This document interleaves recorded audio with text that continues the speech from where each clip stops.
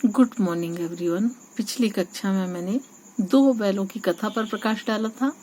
अब मैं आपको आपके सवैये, आपका पाठ सवैये पर प्रकाश डालने जा रही हूँ, जिसके राइटर हैं रस खान। रस खान का जन्म सन 1548 में हुआ माना जाता है। उनका मूल नाम सैयद इब्राहिम था और वे दिल्ली के आसपास के रहने वाले थे। कृष्ण भक्ति ने उन्हें ऐसा मुग्ध कर दिया कि गोस्वामी विठलनाथ से दीक्षा ली और ब्रजभूमि में जा बसे। सन 1628 के लगभग उनकी मृत्यु हुई। सुजान रस खान और प्रेम वाटिका उनकी उपलब्ध कृतियां हैं। रस खान रचनावली के नाम से उनकी रचनाओं का संग्रह मिलता है। प्रमुख कृष्ण भक्त कवि रस खान की अनुरक्ति न केवल कृष्ण के प्रति प्रकट हुई है, बल्कि कृष्ण भूमि के प्रति भी उनका अनन्य अनुराग व्यक्त हुआ है। उनके काव्य में कृष्ण की रूप माधुरी, ब्रज महिमा, राधा कृष्ण की प्रेम लीलाओं का मनोहर वर्णन है। वे अपनी प्रेम की तन्मयता, भाव विहलता और आसक्ति के उल्लास के लिए जितने प्रसिद्ध हैं, उतने ही अपनी भाषा की मार्मिकता, शब्द चयन तथा व्यंजक शैली के लिए। उनके यहाँ ब्रज भाषा का अत्यंत सरस और मनोरम प्रयोग मिलता है, जिसमें जरा भी शब्द भंडार नहीं है। अब इसके बाद मैं आपको ये जो सवैये हैं, इनका अर्थ समझाने जा रही हूँ। ठीक, आप ध्यान दीजिएगा। अर्थ आपसे बनना चाहिए, उसके बाद क्वेश्चन आंसर भी होंगे। ठीक है, तो पहले हम अर्थ समझेंगे। पहले मैं पढ़ती हूँ, उसके बाद फिर अर्थ आपको समझाती हूँ। मानुष हो तो वही रस खान, बसों ब्रज गोकुल गांव के ग्वारन। जो पशु हो तो कहाँ बस मेरो, चरो नित्य नंद के धैनु माझारन। पाहन हो तो वही गिरी को, जो कियो हरि छत्र पुरंदर धारन। जो खग हो तो बसेरो करो, मिल कालिंदी कूलिक कदम्ब की डारन।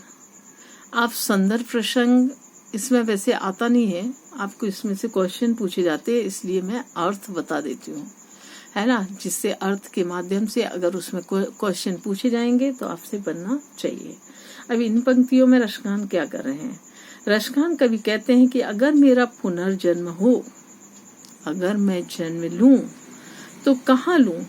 जहाँ ब्रज गोकुल के गांव के ग्वाल बाल रहते हैं। ठीक, अगर मनुष्य जन्म ना मिले, पशु योनि में जन्म लूं, तो मेरी इच्छा है कि मैं कहाँ जन्म लूं? जहाँ प्रतिदिन नंद बाबा की गायें चरती हैं। ठीक, जहाँ प्रतिदिन क्या है? नंद बाबा की गायें चरती हैं। ठीक है, उसके बाद इन्हीं गांवों के बीच में रहकर, गायें चरती हैं, इन्हीं गायों के बीच में रहकर मैं क्या करूं? अपना जीवन सार्थक करना चाहता हूं। और यदि यह जन्म मुझे प्राप्त न हो, और मैं काहे का जन्म लूं? पाहन, पत्थर। अगर मैं पत्थर का जन्म लूं तो मेरी यह इच्छा है कि मैं उस गोवर्धन पर्वत उस गोवर्धन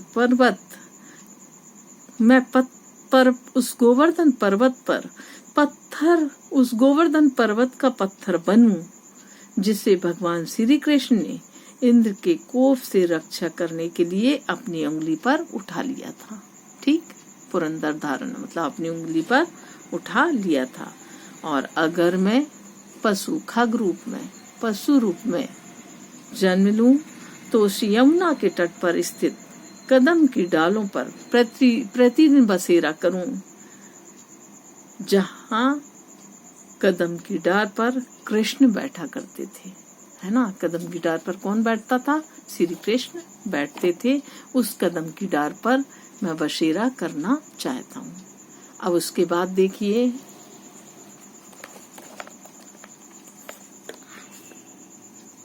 या लकटी और कामरिया पर राज तिहुपुर को तजिडारों, आठों सिद्धि नवों निधि के सुखनंद की गाय चराए विसारों।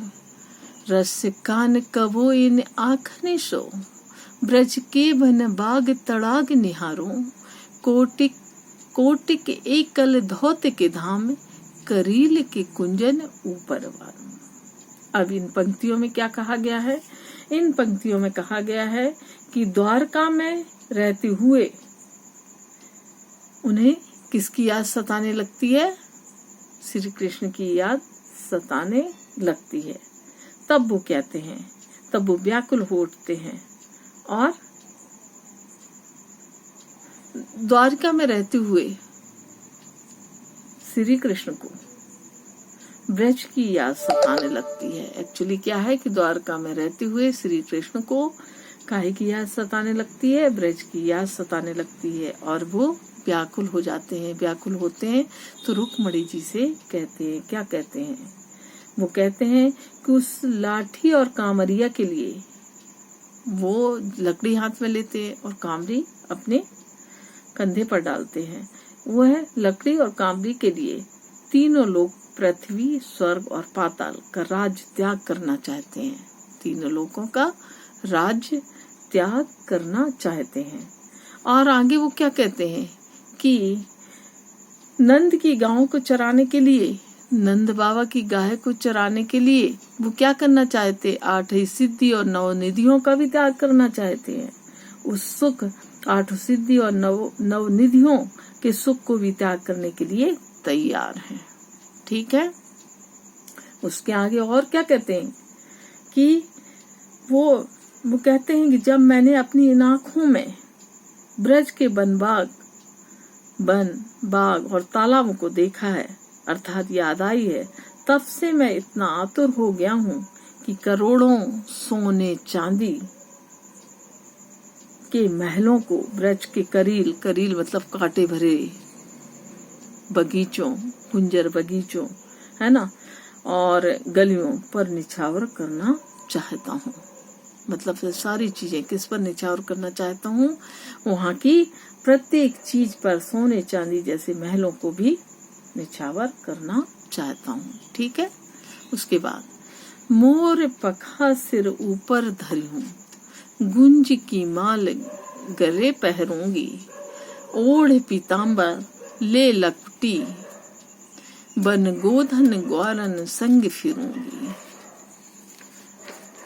भावो तो वो ही मेरो रस खान, जो तेरे कहे सब सांग करूंगी, या मुरली मुरली धर की, अधरा न धरी अधरा न धरूंगी। अब इसमें क्या कहते हैं? एक सखी दूसरी सखी से कहती है कि हे सखी, मैं अपने प्रीतम श्री कृष्ण के समान रूप धारण करके उनको रिझाने का प्रयास करूंगी। क्या करूंगी? मोर पखा सिर ऊपर रखूं, गुंज की माल गले पहनूंगी। मतलब मैं कृष्ण का हर वो रूप धरने के लिए तैयार हूँ, उनको रिझाने के लिए, है ना, उनका रूप धरने के लिए तैयार हूँ। मैं उस रूप को धारण करने में क्या क्या करूंगी? मैं अपने सिर पर मोर मुकुट धारण करूंगी, गुंजों की माला को गले में पहनूंगी। ठीक, कृष्ण गुंजों की माला पहनते हैं, उन गुंजों की माला को मैं गले में पहनूंगी।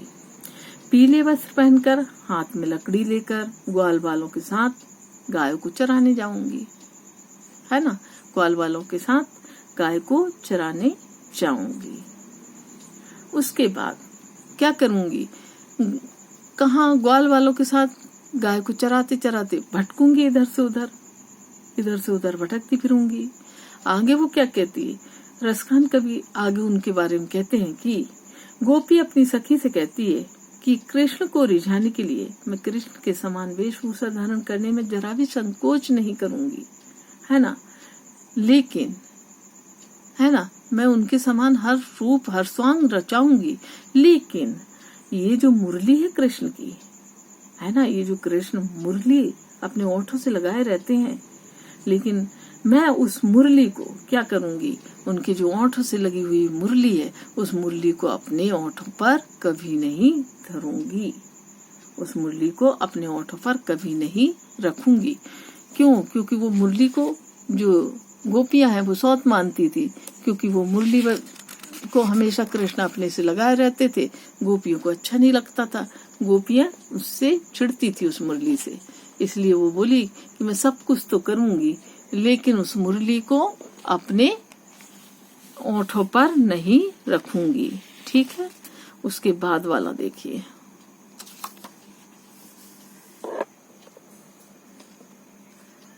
कानन दे अंगुरी रहे वो, जब ही मुरली धुन मंद बजे हों, मोहनी तानने सो रसिकाने, अटा चढ़े गोधने गेहूं गेहूं, तेरी कहो सिगरे ब्रज लोगनी, काल्ही कोहु कितनो समय जेहि, माहिरी या मुख सी की मुशिकाने, संभारी न जेहे न जेहे न जेहे। ठीक है, अब इसको आप ध्यान से देखिएगा, अर्थ बताने जा रही हूँ। अर्थ में रसखान कवि कहते हैं, क्या कहते हैं कि जिस परम आराध्य श्री कृष्ण के गुणों का गान शेषनाग स्यो गोपाल, शेषनाग जी नहीं, एक मिनट रुको,